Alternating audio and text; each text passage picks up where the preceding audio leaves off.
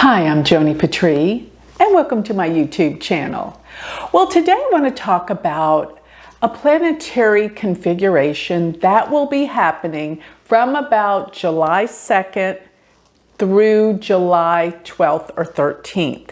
And it is that all the planets, even on July 2nd, except the sun, will be in their sign of rulership. This is not very common. This is something quite rare, if I could say myself, because during this time, we have Saturn in Aquarius. Saturn rules Aquarius. And Saturn being in Aquarius means that, well, really all of these planets, I'm going to give you what they all mean in their own sign. But really, basically what it means is these planets become able to express who they are and what they're all about the most easily, the most comfortably, and the most powerfully. So this is an important time that you can accomplish your goals and manifest what you're setting out to do. Now, before I proceed, please remember you can get all of my predictions weekly delivered to your email address. Go to my website and sign up for my free newsletter. And while you're there, which is galacticcenter.org, I want you to take note of my new magazine, which is going to premiere in July. And hey, there's a reason why I'm starting it the first week of July. And it's Joni Patry's Astrology Insights. So go there and see about my new magazine, get a subscription. And don't forget, there's another thing that I'm wanting to manifest and bring to its highest fruition. My University of Vedic Astrology. New semester 1 begins when? The most auspicious day, I think, of all? July 6th. Because that's going to be when Jupiter and the moon will fully aspect each other from Virgo to Pisces. So let me move on with how you can use this energy, what it's all about, and why it's so powerful.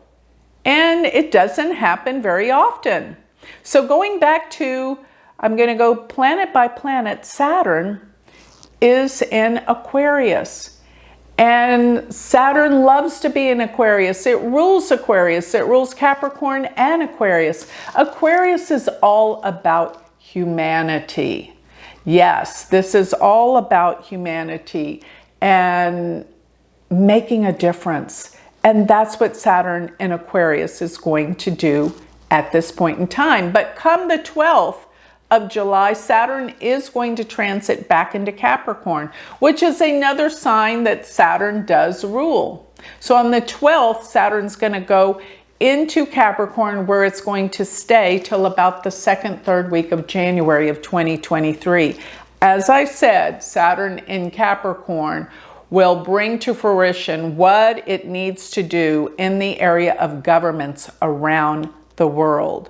There's something that's incomplete. It's got to go back and refinish concerning governments. Now, Saturn being in Aquarius, though, Saturn loves this sign. Aquarius is about humanity, about people. And Saturn is going to be where certain things have to change.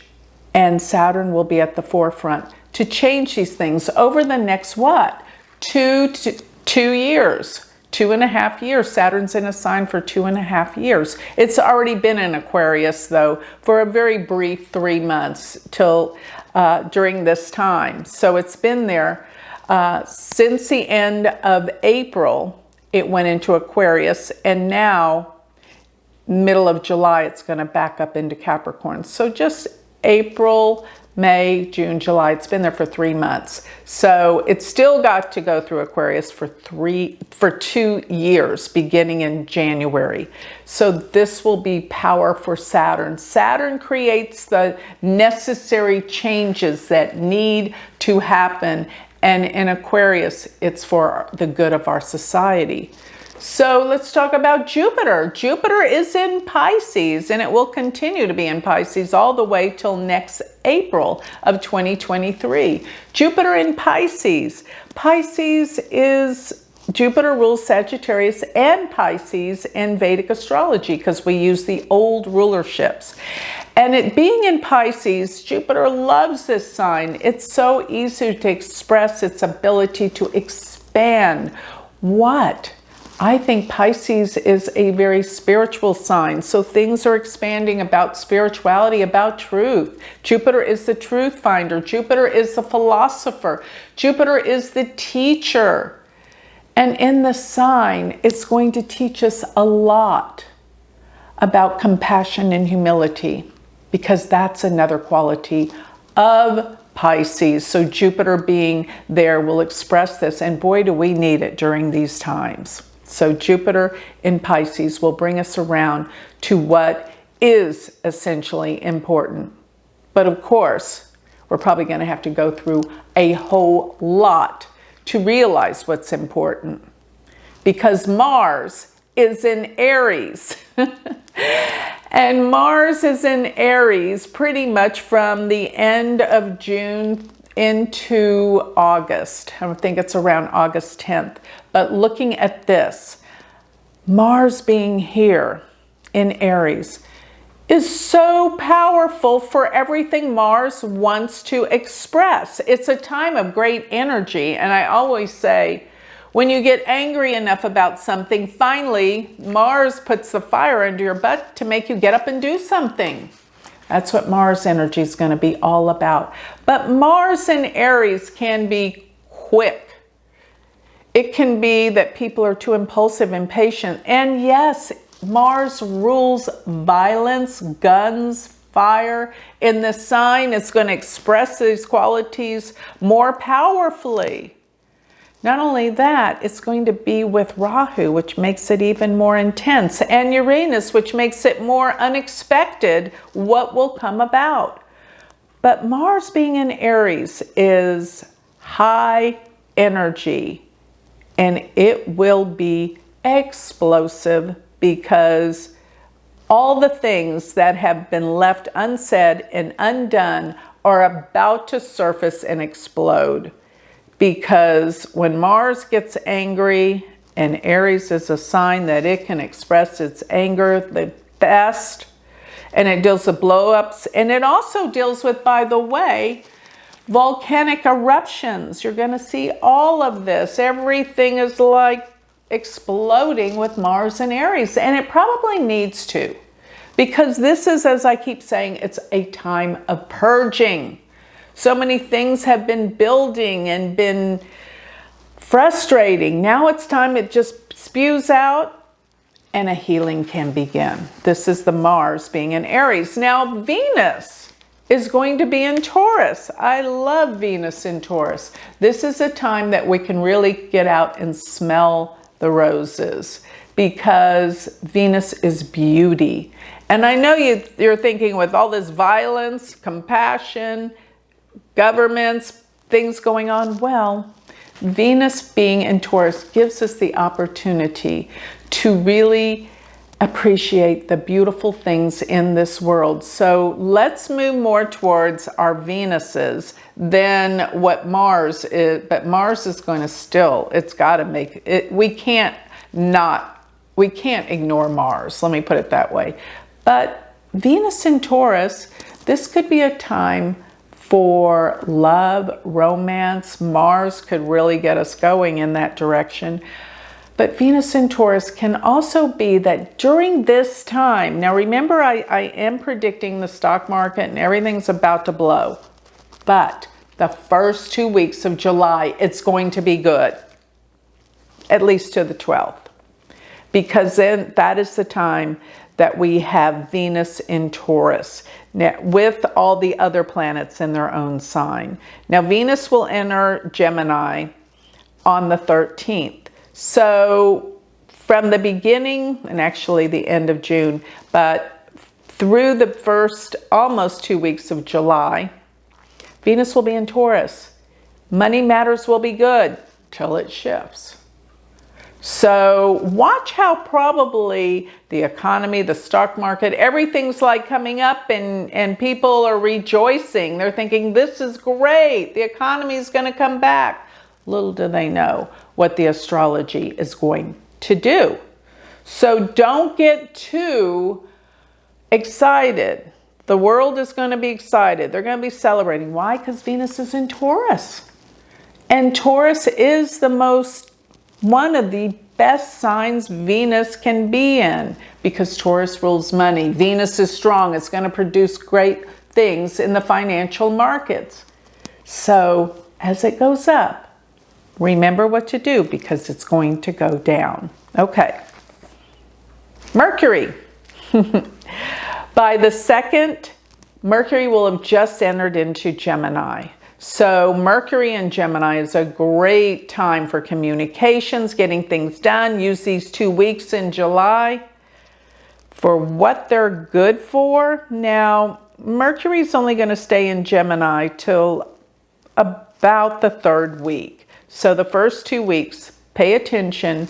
Maybe a good time to go on a trip, travel. Mercury rules traveling. Mercury rules our communications. Send those emails, get the job done, talk to people, set up those meetings. It's time that communications will be clear. Mercury's out of the retrograde. It's moving faster. It's time to get everything done as quick as you can so that you can buckle up and take care of yourself for the second part of the year. Use this time. This is very, very, very auspicious.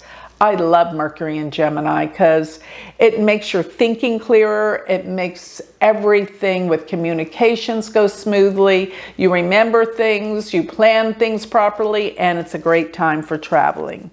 Now, even on July 2nd, now Mercury will only be about 0 degrees, so it hadn't really dug its feet deep into the sign of Gemini, but still the moon is going to be in Cancer, which is its sign of rulership.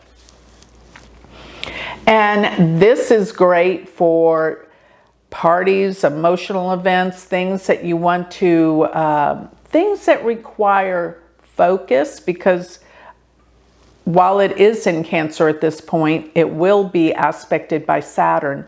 But this is something that is just a time that you can focus better. Moon in Cancer.